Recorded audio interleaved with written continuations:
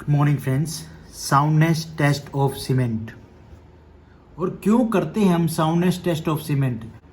To determine volume change in concrete cement after setting, मतलब कि setting होने के बाद सीमेंट की या कंक्रीट की, तो उसकी वॉल्यूम में कितना चेंज आता है, कितना एक्सपेंशन होता है, उसके लिए हम करते हैं साउंडनेस टेस्ट ऑफ सीमेंट। इसका प्रोसीजर क्या होगा, इसमें कौन कौन से अपरेटस यूज़ होंगे और कौन सा मेथड यूज़ होगा, वो उसके बारे में हम बात करेंगे। तो रीजन क्या रीज़न होते हैं कि सीमेंट या कंक्रीट पेस्ट हम डालते हैं, वो सेट होने के बाद उसमें चेंज आते हैं।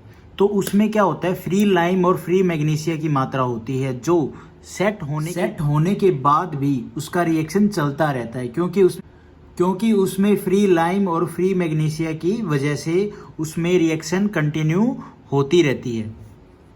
और इसीलिए हम सीमेंट की अनसाउंडनेस चेक करने के लिए हम कौन सा टेस्ट करते हैं, साउंडनेस टेस्ट ऑफ सीमेंट। अब इस टेस्ट को हम दो तरीके से परफॉर्म करते हैं, दो प्रैक्टिस होते हैं। एक जिसमें क्या होता है कि सीमेंट में जब फ्री लाइम की मात्रा ज़्यादा होती है तो उसके लिए हम ली चार्टलियर मेथड हम यूज़ करते हैं, और जिसमें एक दूसरे में जिसमें फ्री मैग्नीशिया प्लस लाइम की मात्रा होती है उसमें हम ऑटोक्लेव टेस्ट परफॉर्म करते हैं। और क्या रीजन हो सकते हैं सीमेंट में अनसाउंडनेस के? यही कि फ्री लाइम और या फिर फ्री मैग्नीशिया प्लस में लाइम। ठीक है, ये दो जो पॉइंट है ना, ये याद रखना। आप डायरेक्ट एग्जाम में पूछेगा कि क्या रीजन हो सकता है अनसाउंडनेस इन सीमेंट, तो एक तो फ्री लाइम की मात्रा होना और एक फ्री मैग्नीशिया प्लस लाइम की मात्रा होना। और इन दोनों को टेस्ट को हम परफॉर्म करते हैं तो दोनों की नीड क्या है, एक से ही पता चल जाएगा? नहीं, ये जो ली चार्टलियर मेथड है ये हमें बताता है कि सीमेंट में फ्री लाइम की मात्रा की वजह से कितना एक्सपेंशन, कितनी उसमें साउंडनेस है, कि कितना उसमें जो वॉल्यूम है वो चेंज आ रहा है। और जो ऑटोक्लेव टेस्ट है वो दोनों की बताएगा कि फ्री लाइम प्लस मैग्नीशिया की मात्रा की वजह से कितना उसमें एक्सपेंशन, उसमें वॉल्यूम में चेंज आ रहा है। मतलब यही है कि जो सीमेंट में या कंक्रीट में अनसाउंडनेस जो आ रही है, चाहे वो फ्री लाइम की वजह से आ रही हो या फ्री मैग्नीशिया की वजह से आ रही हो, तो उसको हम चेक करने के लिए अलग अलग ही दोनों टेस्ट परफॉर्म करते हैं। और अगर दोनों की ही जो मात्रा है वो आ रही है फ्री मैग्नीशिया प्लस लाइम की, तो उसके लिए हम ऑटोक्लेव ही परफॉर्म करेंगे, ली चार्टलियर को हम प्रीफर नहीं करते हैं।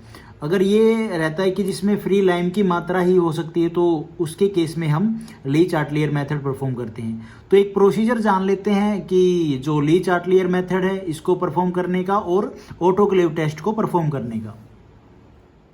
और जब हमें केवल फ्री लाइम की मात्रा ही चेक करनी होती है सैंपल में, या हमारा जो कंक्रीट है, हमारी सीमेंट है, तो उसके लिए हम सिर्फ ली चार्टलियर मेथड ही परफॉर्म करते हैं। तो सबसे पहले इस जो मेथड है इसको परफॉर्म करने के लिए हमें क्या क्या रिक्वायरमेंट चाहिए, अपरेटस की, सैंपल की कितनी क्वांटिटी होनी चाहिए, कैसे ये निकलता है। तो सबसे पहले हम जो इस टेस्ट में यूज़ करते हैं वो होता है ली चार्टलियर अपरेटस। उसकी जो शेप साइज़ आपके सामने है ये इस टाइप का होता है, और ये इसकी जो डाया होता है अंदर का वो 30 mm होता है। जो ये इसकी मोटाई थिक होती है ये 0.5 mm होता है। और जो ये दो डंडे होते हैं ना इसके, ये 165 mm की इसकी लेंथ होती है। और इस टेस्ट में हम दो प्लेट भी यूज़ करते हैं जो ग्लास प्लेट होती हैं, ऐसी पतली सी प्लेट होती हैं। ठीक है, और इसके अलावा भी हम जब इस टेस्ट को परफॉर्म करते हैं, एक गोल सर्कल टाइप में एक क्या कह लो कि वेट कह लो थोड़ा सा, जो हम इस प्लेट को ऊपर नीचे लगा के उसके ऊपर रखते हैं। और अब हम इसका जो प्रोसीजर है वो देख लेते हैं। सबसे पहले हमें 100 ग्राम जो सीमेंट सैंपल है वो लेना है। ठीक है, उसमें वाटर ऐड करना है कितना, 0.78 इंटू में P is what, percentage of consistency.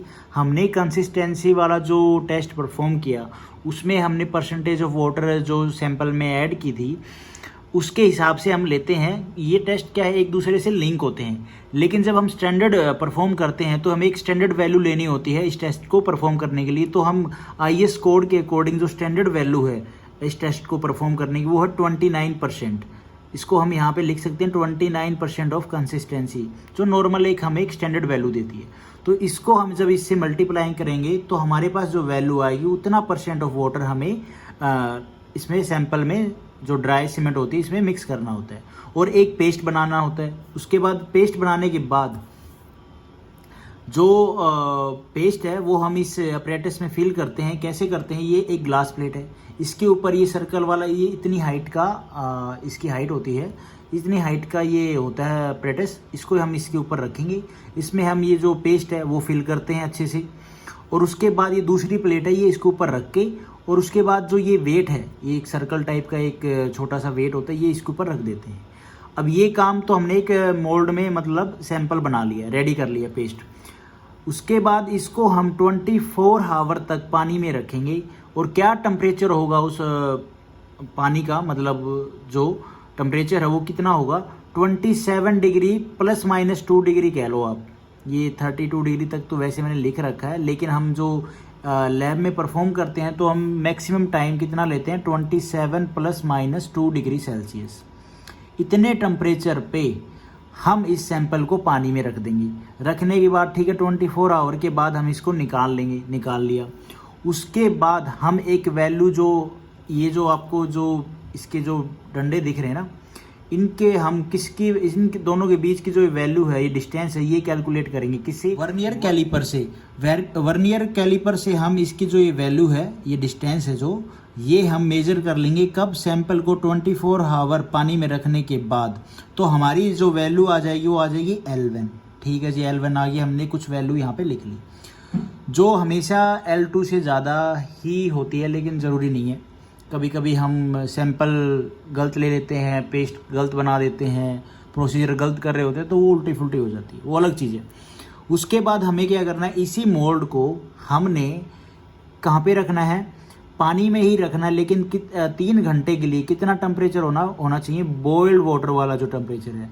मतलब हम जो है जिस बॉक्स में, जिस मशीन में हमने पानी डाल रखा है और उस पानी में हमने ये सैंपल रखा था, उसी को हम और उस टेम्परेचर पे पहुंचाएंगे जहाँ पे पानी बॉयल होने लग जाए। और बॉयल होना स्टार्ट हो जाए जब पानी, तो हम इस सैंपल को उस पानी में रख देंगे, और हमारा जो टाइम है वो स्टार्ट हो जाएगा वहाँ पे रखने के बाद। और कितने टाइम तक रखना है, 3 घंटे तक हम इसको डीप करके रखेंगे। उसके बाद 3 घंटे के बाद हम इसको निकालेंगे, और फिर से हम इसकी वैल्यू कैलकुलेट करेंगे वर्नियर कैलिपर से। तो जो वैल्यू आएगी L2 वो देखेंगे हम। अब हमारा जो एक्सपेंशन है सीमेंट का, कि उसने जो बॉयल वाटर है उसके साथ कितनी रिएक्शन करी है, और उसके बाद उसमें कितना एक्सपेंशन आया है, तो हम क्या करेंगे, L1 - L2 कर देंगे। तो हमें गिवन आएगा, क्या मिलेगा हमें, एक्सपेंशन गिवन आएगा कि इतना ज़्यादा एक्सपेंशन हुआ है इतना टाइम के बाद। ठीक है, इतने टाइम के बाद। अब डिफरेंट टाइप की सीमेंट होती है, उनकी जो एक स्टैंडर्ड वैल्यू दी गई है अनसाउंडनेस की, कि भाई साउंडनेस टेस्ट के लिए, तो वो हमें अलग अलग गिवन है। जैसे ordinary Portland cement, low heat cement, ये PPC सीमेंट हो गई, रैपिड हार्डनिंग सीमेंट, इनके लिए हमें 10 mm की इसकी जो वैल्यू है वो गिवन है। क्या होता है कि हमने जैसे कि जो रिजल्ट निकाला है L1 - L2 करके जो वैल्यू आई, अगर वो वैल्यू एक परमिसिबल लिमिट से ज़्यादा है, तो उस कंक्रीट में, उस सैंपल में, उस सीमेंट में क्या है, अनसाउंडनेस है। और अनसाउंडनेस है मतलब कि हमारी जो सीमेंट है वो ठीक नहीं है, क्योंकि उसकी वैल्यू जो आनी चाहिए परमिसिबल लिमिट से वो ज़्यादा है। और ये जितनी भी सीमेंट है, इनकी जो परमिसिबल लिमिट है वो 10 mm होनी चाहिए। अगर इससे लिमिट हमारी जो टेस्ट करते टाइम ज़्यादा आती है, तो समझ लो कि फ्री लाइन की जो मात्रा है सीमेंट के अंदर वो ज़्यादा है। ठीक है, HAC और SSC के लिए जो सीमेंट होती हैं, इनके लिए हमारी जो परमिसिबल लिमिट है साउंडनेस टेस्ट के केस में, तो वो 5 mm होनी चाहिए। अगर वो ज़्यादा है तो भैया समझ जाओ आपकी फ्री लाइन की जो वैल्यू है, उसमें मात्रा है, जो क्वांटिटी है वो ज़्यादा है, और हमारी सीमेंट सही नहीं है। मतलब इन वैल्यू से ज़्यादा होने के बाद थोड़ा बहुत कम चल जाएगा, लेकिन ज़्यादा होने के बाद हमारी जो सीमेंट है वो ठीक नहीं है फॉर कंस्ट्रक्शन पर्पज़ के लिए। सो ये था हमारा soundness test of cement by Le Chatelier method. Thank you for watching this video.